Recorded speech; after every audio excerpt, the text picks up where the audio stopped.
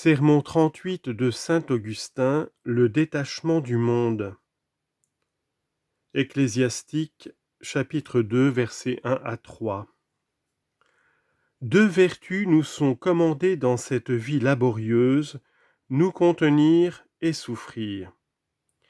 Il nous est ordonné de nous contenir à l'égard de ce que l'on appelle bien dans ce monde, et de souffrir ce que l'on y appelle maux.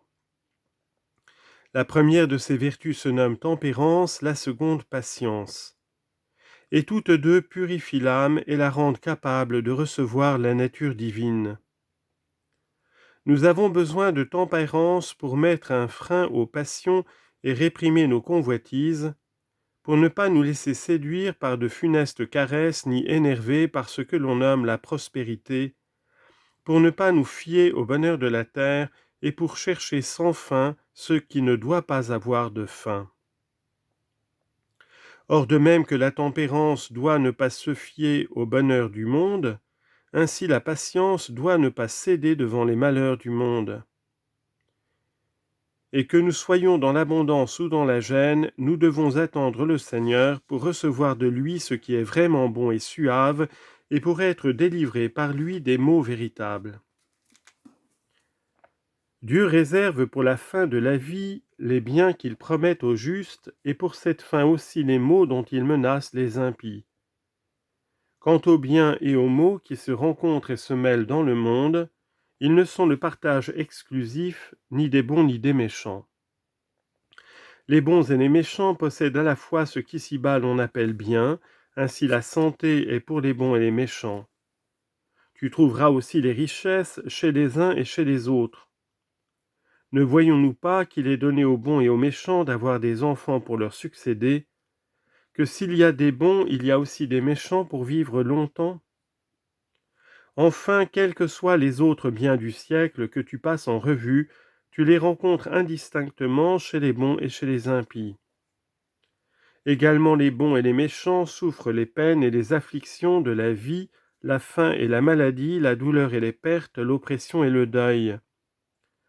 Ce sont là pour tous des sujets de larmes. Il est donc facile de reconnaître que les biens du monde sont pour les bons et pour les méchants, et que les uns comme les autres supportent le poids de la vie. Pour ce motif, plusieurs chancellent dans les voies de Dieu et tendent à s'en écarter. Combien en effet s'égarent misérablement après avoir entrepris et s'être déterminés de servir Dieu pour s'enrichir des biens de la terre, être préservés ou délivrés des afflictions du monde. Quand, après s'être proposé ce bien et l'avoir considéré comme la récompense de leur piété et de leur religion, ils se voient dans la peine tandis que les impies prospèrent, ils s'imaginent être frustrés de leur récompense, être trompés par celui qui les a appelés à son service. Ils croient même, devant cette déception, que Dieu ne leur a commandé de travailler que pour se jouer d'eux, et ils l'abandonnent. Malheureux, où vont-ils en s'éloignant de celui qui les a créés pour s'attacher à ce qu'il a fait ? Lorsque le monde commencera à leur échapper, que deviendront ces amis du monde qui ont perdu l'éternité ? Ainsi donc, quand Dieu veut qu'on se donne à lui, c'est en vue de ses biens qu'il ne réserve qu'aux bons, et en vue de ses maux qu'il infligera seulement aux méchants, et qui, comme les biens, ne se montreront qu'au terme de la carrière. Quelle serait la récompense de la foi ? La foi même mériterait-elle son nom si tu voulais jouir maintenant de ce qui ne doit plus t'échapper ? Tu ne dois donc pas voir ce que tu as à croire, mais croire ce que tu dois voir, et le croire jusqu'au moment où tu le verras dans la crainte que cette vue ne te couvre de confusion. Ainsi croyons-nous durant l'époque de la foi, avant l'époque où nous serons admis à voir. Tant que nous sommes dans ce corps, dit en effet l'apôtre, nous voyageons loin du Seigneur, car c'est avec la foi que nous marchons. 2 Corinthiens 5, 5 et 7. Ainsi nous marchons par la foi tant que nous croyons ce que nous ne voyons pas. Nous verrons un jour, nous verrons Dieu face à face, tel qu'il est. L'apôtre Jean distingue aussi ces deux temps dans une épître. Mes bien-aimés, dit-il, nous sommes maintenant les enfants de Dieu, et ce que nous serons ne paraît pas encore clairement. Voilà le temps de la foi. Voici celui de la claire vision. Nous savons, dit-il encore, que nous lui serons semblables quand il se manifestera, car alors nous le verrons tel qu'il est. 1 Jean 3, 2. Ce temps de la foi est un temps laborieux. Qui le nierait? Il est laborieux, mais n'est-ce pas le travail qui prépare la récompense? Ne sois pas indolent à faire le travail dont tu convoites le prix. Si tu avais loué un ouvrier, tu ne lui compterais pas son salaire avant de l'avoir vu à l'œuvre. Tu lui dirais « Travaille, je te paierai ensuite ». Lui-même te dirait « Paie, et je travaillerai ». Ainsi fait Dieu. Si tu as la crainte de Dieu, tu ne tromperas point ton ouvrier, et en te défendant de tromper un ouvrier, Dieu te tromperait. Il est possible néanmoins que tu ne donnes pas ce que tu as promis. Malgré toute la sincérité du cœur, la faiblesse humaine rencontre parfois des obstacles dans la pénurie. Mais nous n'avons rien à craindre de Dieu. Il ne peut tromper car il est la vérité, et il possède tout en abondance car il a tout fait. Ainsi confions-nous à lui, mes frères, c'est notre premier devoir. Oui, le premier acte de notre religion et de notre vie doit être de tenir notre cœur affermi dans la confiance, et par cette confiance de bien vivre, de nous abstenir des séductions et de supporter les afflictions du temps, de demeurer invincibles à leurs caresses et à leurs menaces pour ne point nous laisser aller aux unes, et pour ne pas nous briser contre les autres. Ainsi donc, avec la tempérance et la patience, nous posséderons tous les biens sans aucun mélange de maux. Lorsque les biens temporels auront cessé et qu'il n'y aura plus de maux à craindre. C'est pourquoi il était dit dans la lecture « Mon fils, quand tu t'approches du service de Dieu, demeure dans la justice et dans la crainte et prépare ton âme à la tentation. Réprime ton cœur et souffre afin que ta vie croisse au dernier jour. » Afin que ta vie croisse au dernier jour et non pas maintenant. Et de combien croîtra-t-elle, pensons-nous, jusqu'à devenir éternelle? Aujourd'hui, en effet, la vie humaine, en s'allongeant ou en paraissant s'allonger, décroît plutôt qu'elle ne croît. Examinez et voyez, raisonnez et comprenez qu'elle décroît. Un homme vient de naître, c'est un exemple. Dieu lui donne 70 ans de vie. Il avance en âge et nous disons qu'il avance dans la vie. Mais avance-t-il ou recule-t-il? Sur 70 ans, il en a vécu 60. Il lui en reste 10. Quelle diminution de la somme! Et plus il vit, moins il lui en reste. Donc en croissant, ta vie décroît plutôt qu'elle ne croît. Ah, tiens ferme aux promesses de Dieu, afin que cette vie croisse au dernier jour. Ce qui suit n'a pas été lu. Accepte tout ce qui t'arrive, demeure en paix dans la douleur, et pendant ton humiliation, garde la patience. Car l'or et l'argent s'épurent par la flamme, et les hommes agréables à Dieu dans le creuset de l'humiliation. Ecclésiastique chapitre 2 versets 1 à 5. Tu trouves cette épreuve difficile et tu succombes, mais ne perds-tu pas ce qui dure toujours? Combien d'hommes souffrent beaucoup pour l'argent qui passe et tu ne veux pas souffrir pour la vie qui demeure? Tu refuses de travailler en vue des divines promesses. Refuses-tu de le faire quand il s'agit de tes passions? Que n'endurent pas les voleurs pour leurs injustices? Que n'endurent pas les scélérats pour leurs crimes, les débauchés pour leur désordre et pour leur avarice, les marchands qui passent les mers, qui jettent aux tempêtes et leur corps et leur âme, qui laissent ce qu'ils possèdent pour courir à l'inconnu? L'exil est un châtiment quand le juge y condamne. Il devient un sujet de joie quand il est commandé par l'avarice. L'avarice ne pourrait-elle exiger de toi ce que la sagesse t'ordonne de plus difficile? Tu le fais toutefois pour obéir à l'avarice, et après l'avoir fait, qu'obtiendras-tu en retour? Une maison remplie d'or et d'argent. Mais n'as-tu pas lu? L'homme passe comme une ombre, cependant il s'agite en vain. Il amasse des trésors et il ne sait pourquoi. Pourquoi donc as-tu chanté « Seigneur, ne soyez pas sourd à mes sanglots » Psaume 38, versets 7 et 19. Pourquoi es-tu sourd à ces paroles quand tu veux qu'il ne le soit pas à tes gémissements? Condamne ton avarice et il t'appellera à sa sagesse. Mais le joug de la sagesse ne te paraîtra-t-il point difficile à supporter? Soit, mais ne perds pas de vue le but, la récompense. Si tu amasses des trésors avec la sagesse, ne sais-tu pour qui? N'est-ce pas pour toi? Réveille-toi, courage, aie au moins l'intelligence de la fourmi. Proverbe 6, 6. Voici l'été, fais des provisions pour l'hiver. Cherche au beau jour ce qui te soutiendra durant les jours mauvais. Voici les beaux jours, tu es en été. Ne sois pas indolent, recueille les grains laissés sur l'aire du Seigneur, écoute la parole de Dieu dans l'église de Dieu et cache-la dans ton cœur. Oui, tu es au beau jour, mais viendront pour toi les mauvais. Tout homme doit s'attendre aux tribulations. Posséda-t-il tous les biens de la terre, il faut au moins qu'il traverse les angoisses de la mort pour arriver à une autre vie. Quel homme pourrait dire « Je suis heureux et je ne mourrai pas » ? Et si tu aimes la vie, si tu crains la mort, cette crainte même de la mort n'est-elle pas un hiver de chaque jour?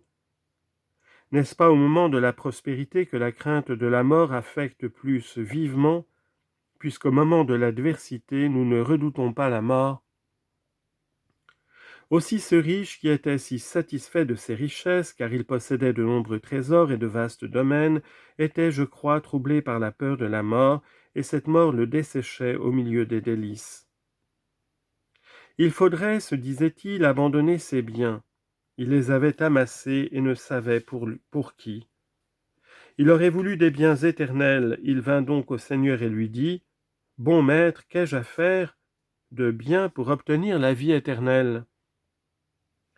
J'ai du bien, mais il s'échappe de mes mains. Dites-moi comment faire pour en jouir toujours. Dites-moi comment arriver à ne rien perdre. » Si tu veux parvenir à la vie, lui répondit le Seigneur, observe les commandements. Lesquels demanda-t-il? Ils lui furent rappelés et il répliqua qu'il les avait gardés depuis sa jeunesse.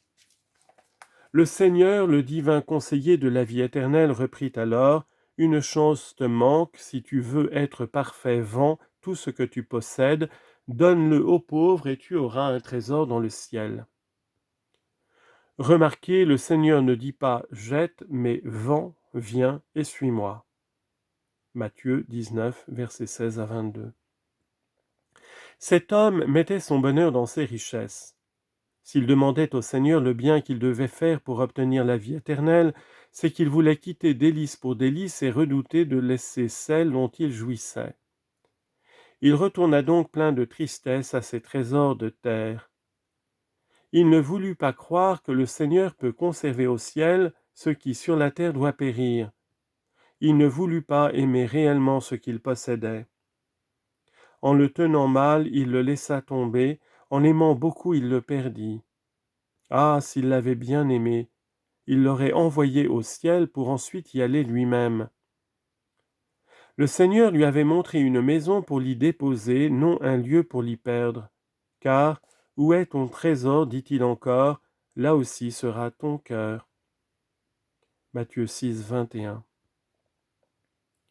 Mais les hommes veulent voir leur richesse. Toutefois, ne craignent-ils pas de laisser voir les trésors qu'ils amassent sur la terre? Ils les enterrent, ils les enferment, ils les cachent. Les voit-il donc après les avoir enfermés et cachés? Le possesseur même ne les voit pas. Il désire que personne ne les voie. Il craint qu'ils ne soient découverts. N'est-ce pas chercher à être riche dans la pensée et non dans la réalité? Ne semble-t-il pas qu'il suffise à cet homme d'avoir conscience de ce qu'il conserve en terre? Oh, que ta conscience serait bien plus à l'aise et en meilleur état si tu conservais ton bien dans le ciel. Quand ici tu l'as enfoui, tu crains que ton serviteur ne vienne à savoir où pour l'enlever et s'enfuir. Ici donc tu crains parce que ton serviteur pourrait te le dérober. Mais là rien n'est à craindre car ton Seigneur est pour toi un sûr gardien. Mon serviteur est fidèle, réponds-tu, il sait où est mon trésor, mais il ne me trahira pas, il ne me l'enlèvera pas. Compare-le à ton Seigneur. Ton serviteur est fidèle, ton Dieu t'a-t-il jamais trompé? Ton serviteur est incapable de dérober, mais il peut laisser périr. Ton Dieu ne peut ni l'un ni l'autre, il conserve ton trésor et il t'attend. Il te délivre et t'inspire de l'attendre lui-même. Il ne perdra non plus ni toi ni ce que tu lui confies. Viens, dira-t-il, reçois ce que tu as déposé près de moi. Que dis-je? Il ne te parle pas ainsi. Je t'ai défendu de prêter à usure, dit-il, et à usure je t'ai emprunté. Tu voulais en prêtant accroître les richesses, tu donnais à un homme pour en recevoir davantage. Il était gai en recevant, mais il pleurait en rendant. Voilà ce que tu voulais, et je m'y opposais, car c'est moi qui ai loué celui qui n'a point prêté son argent à usure. Psaume 14, verset 5. Je t'interdisais l'usure, je te l'ordonne maintenant, prête-moi à usure. Ainsi donc te parle ton Seigneur. Tu veux donner peu et recevoir beaucoup.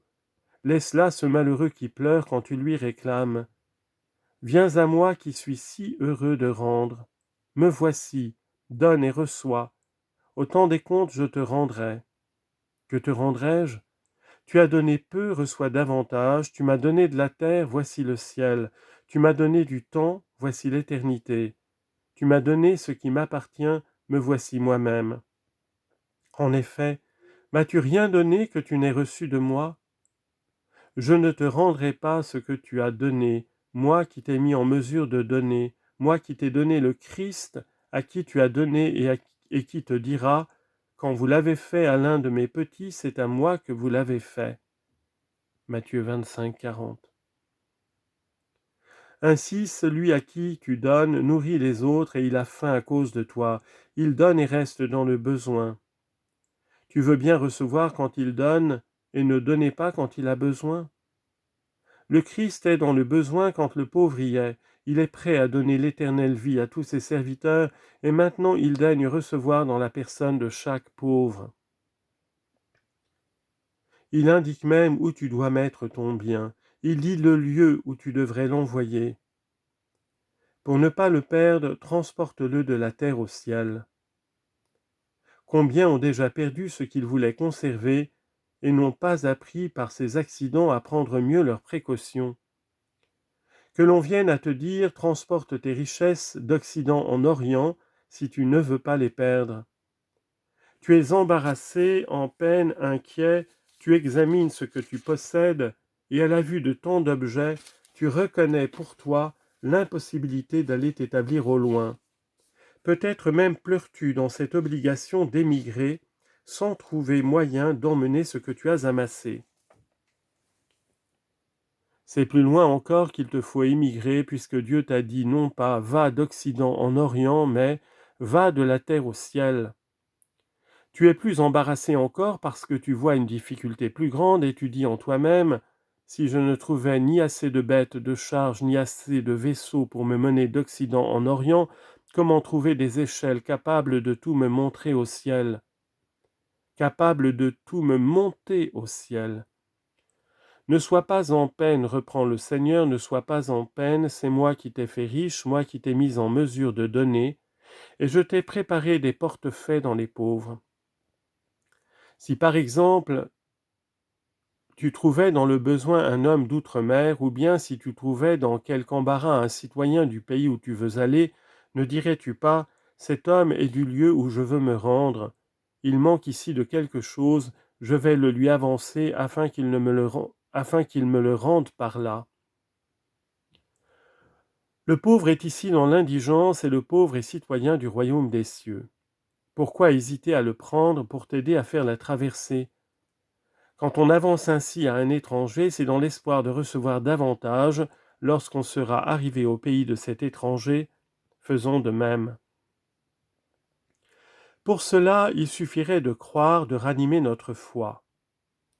Nous nous livrons en effet à des agitations vaines. Pourquoi des agitations vaines? Lorsque le Christ était endormi dans la barque, ses disciples faillirent être engloutis par les flots. Vous connaissez l'histoire, Jésus dormait et ses disciples étaient dans le trouble. Les vents soufflaient avec violence, les flots se soulevaient et la barque allait être submergée. Matthieu chapitre 8, versets 23 à 27. Pourquoi ? Encore une fois, c'est que Jésus dormait. Ainsi ta barque est agitée, ainsi ton cœur se trouble, quand le vent des tentations souffle avec violence sur la mer du monde.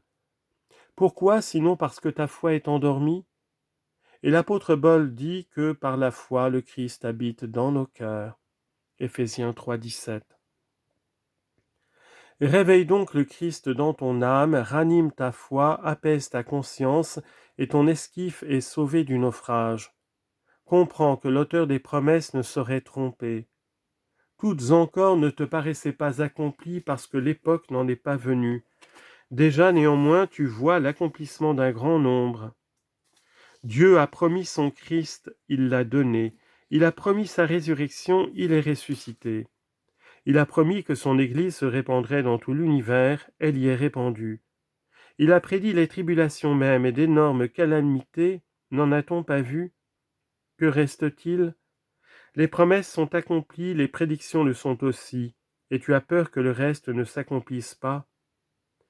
Ah, tu devrais craindre si tu ne voyais rien de ce qui a été annoncé. Voici des guerres, voici des famines, des renversements, voici royaume contre royaume, tremblements de terre, calamités immenses. Les scandales se multiplient, la charité se refroidit, l'iniquité s'étend. Lis, tout cela a été prédit. Lis et reconnais-le, tout ce que tu vois était annoncé, et en comptant ce qui est arrivé, crois fermement que tu verras ce qui ne l'est pas encore. Quoi ? En voyant Dieu te montrer ce qu'il a prédit, tu ne crois pas qu'il donne ce qu'il a promis ? Tes inquiétudes même doivent être l'affermissement de ta foi. Si nous sommes à la fin du monde, il faut le quitter et non l'aimer. Comment ? Il est agité et tu l'aimes ? Que serait-ce donc s'il était tranquille ? Comment t'attacherais-tu à sa beauté puisque tu l'embrasses ainsi dans sa laideur ? Comment en cueillerais-tu les fleurs puisque tu ne retires point la main du milieu de ses épines ? Tu ne veux pas laisser le monde, il te laisse et tu cours après. Ah, mes très chers frères, purifions nos cœurs et ne perdons point la patience. Appliquons-nous à la sagesse et observons la tempérance. Le travail passe, voici le repos. Les fausses douceurs passent aussi. Et voici le bien désiré par l'âme fidèle, le bien après lequel soupire ardemment quiconque est étranger en ce monde. C'est la bonne patrie, la patrie céleste, la patrie où on voit les anges, la patrie où nul habitant ne meurt et où n'entre aucun ennemi. La patrie où tu pourrais avoir Dieu pour éternel ami, sans avoir aucun ennemi à redouter.